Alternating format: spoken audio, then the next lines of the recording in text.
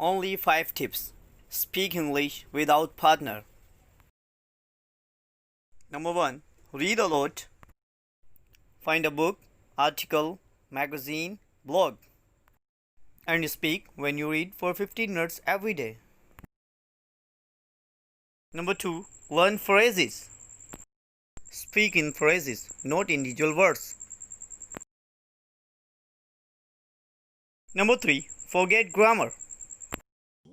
Grammar is important for exams, but not for general conversation.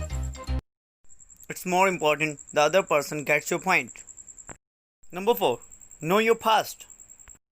Write a story about your past experience and practice speaking them. This will improve your grammar and confidence. 5. The same but different. Practice writing by using different parts of speech for the same sentence. For examples, success, successful, succeed, successfully. Thanks for watching. For more videos, subscribe, like and share our channel. First, AL-YOUSUF Academy. Second,